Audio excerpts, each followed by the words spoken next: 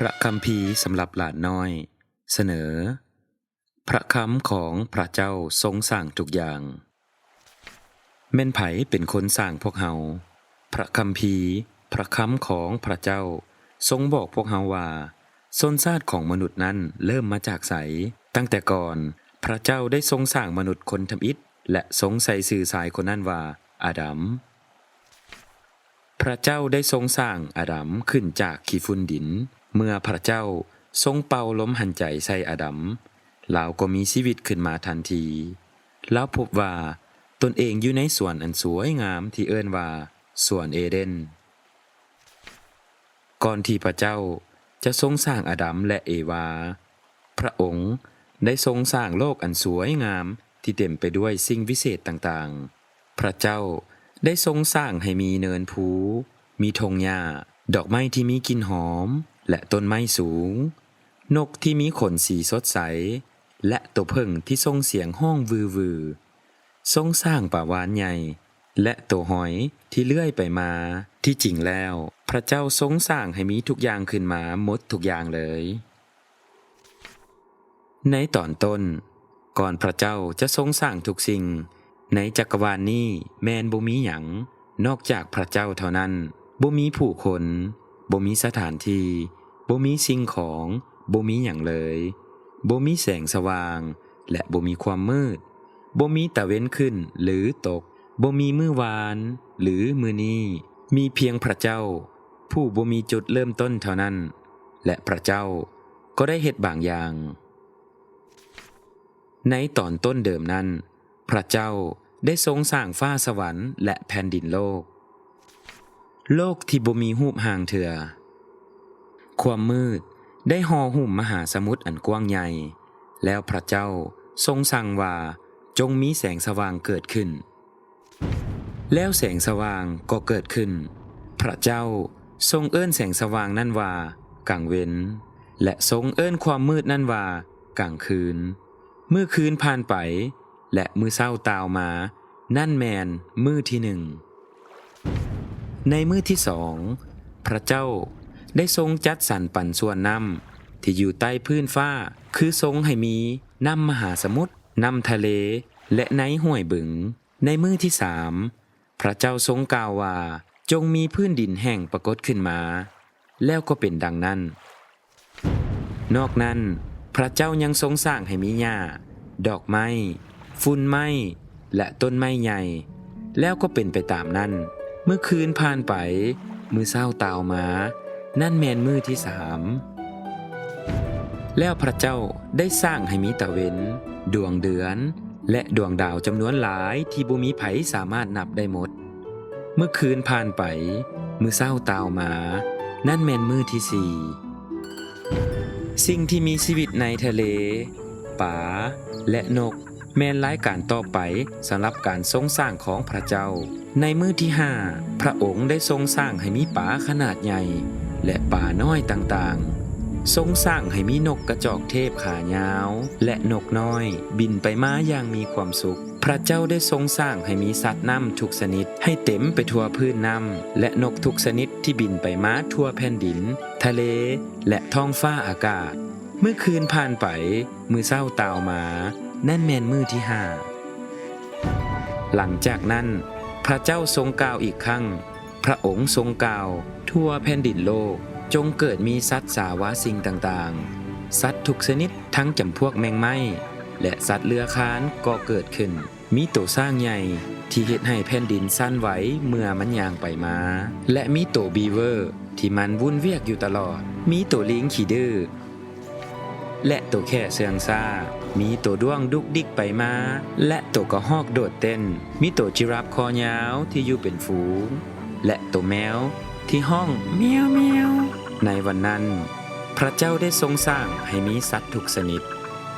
เมื่อคืนผ่านไปมื้อเช้าตาวมานั่นแม่นมื้อที่หกในมื้อที่หก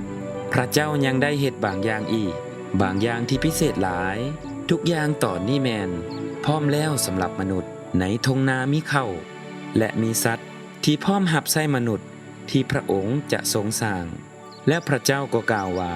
ให้พวกเฮาสร้างมนุษย์ที่มีรูปร่างคล้ายคือกันเพื่อให้ลาวจะเป็นเจ้าเหนือสิ่งทรงสร้างทั้งปวงถึงแผ่นดินโลกนี้พระเจ้าจึงได้ทรงสร้างมนุษย์ตามพระลักษณะของพระองค์มนุษย์ถูกสร้างขึ้นตามพระลักษณะของพระเจ้าพระเจ้ายังทรงกล่าวกับอาดัมว่าเจ้าสามารถกินหมากไม้ทุกอย่างได้ในสวนนี้ยกเว้นหมากไม้จากต้นแห่งการเฮียนหู้ดีซัว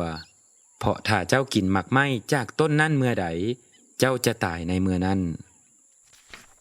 และองค์พระผู้เป็นเจ้าทรงกล่าวอีกว่าบ่เป็นการดีที่ผู้ชายจะอยู่คนเดียวเฮาจะสร้างอีกคนหนึ่งให้เป็นผู้ช่วยแก่ลาวพระเจ้าทรงนำเอานกและสัตว์ทั้งหมดมามอบให้แก่อาดัมก็ได้ใส่ชื่อให้แก่สัตว์เหล่านั้นการใส่ชื่อให้สัตว์ทั้งหมดได้แสดงว่าเราจะต้องเป็นคนที่ฉลาดหลายแท้ๆแต่ท่ามกลางนกและสัตว์เหล่านั้นบ่มีตัวใดเลยที่จะอยู่เป็นผู้ช่วยที่เหมาะสมแก่อาดัมพระเจ้าได้ทรงเฮ็ดให้อาดัมนอนหลับแบบสนิทพระองค์ทรงจับเอากระดูกข้างหนึ่งของซ้ายที่พวมนอนหลับอยู่พระองค์ทรงสร้างให้เป็นผู้หญิงจากกระดูกข้างของอาดัมผู้หญิงที่พระเจ้าสร้างขึ้นนั้นเป็นผู้ช่วยที่เหมาะสมที่สุดแก่อาดัมพระเจ้าทรงสร้างทุกอย่างใน6 วันแล้วพระเจ้าก็ทรงวันที่7และทรงตั้งให้เป็นมื้อพักผ่อนในสวนเอเดนอาดัมและเอวาคือเมียของเรามีความสุขที่สุดในการเชื่อฟังพระเจ้าพระเจ้าทรงเป็นองค์พระผู้เป็นเจ้าของพวกเฮาผู้จัดเตรียมและเป็นมิตรสหายของพวกเฮาจบบริบูรณ์เรื่องราวในพระคัมภีร์ตอนนี้บอกให้พวกเฮาเกี่ยวกับพระเจ้าผู้พิเศษผู้ที่สร้างพวกเฮาและอยากให้พวกหลานฮู้จักกับพระเจ้าด้วยพระเจ้าทรงฮู้ว่าพวกเฮาได้เฮ็ดชั่วหลายอย่างซึ่งพระองค์เอิ้นว่าผิดบาปบทลงโทษของความบาปคือความตายแต่พระเจ้าทรงรักหลานหลายจนได้ทรงพระบุตรองค์เดียวของพระองค์ลงมาคือพระเยซูให้มาตายแทนที่ไม้กางแขนและรับโทษบาปแทนเฮาหลังจากนั้นพระองค์ก็เป็นคืนมาจากตายและเสด็จกลับคืนสู่เฮือนของพระองค์คือฟ้าสวรรค์ถ้าหลานเชื่อในพระเยซูและขอการอภัยโทษบาปจากพระองค์พระองค์จะทรงยกโทษให้แน่นอนพระองค์จะเสด็จมาประทับในชีวิตของหลานทันทีและหลานจะได้อยู่นำพระองค์ตลอดไปเป็นนิจถ้าหลานเชื่อว่าอันนี้เป็นความจริงแท้ก็ให้อธิษฐานกับพระเจ้าตามนี้ข้าแด่พระเยซูข้าน้อยเชื่อว่าพระองค์เป็นพระเจ้าและได้บังเกิดมาเป็นมนุษย์ตายที่ไม้กางแขนแทนพิบาปของข้าน้อยและบัดนี้พระองค์ได้ทรงเป็นคืนมาอีกครั้งขอทรงเสด็จมาประทับในชีวิตของข้าน้อยและยกโทษพิบาปของข้าน้อยขอทรงประทานชีวิตใหม่ให้แก่ข้าน้อยด้วยในเวลานี้เพื่อวันหนึ่งข้าน้อยจะได้อยู่นำพระองค์ตลอดไปเป็นนิจ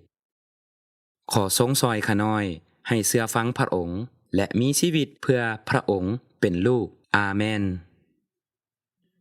จงอ่านพระคัมภีร์และสนทนากับพระเจ้าทุกวันพระคำสอนของพระเจ้าทรงสร้างทุกอย่างเรื่องหนึ่งจากพระคำของพระเจ้าพระคัมภีร์ที่สามารถพบได้ในปฐมกาลบทที่1-2คำสอนของพระองค์ให้แสงสว่างเพลงสรรเสริญเขียนโดยเอ็ดเวิร์ดฮุกส์อ่านโดยเควินติดต่อwww.bibleforchildren.org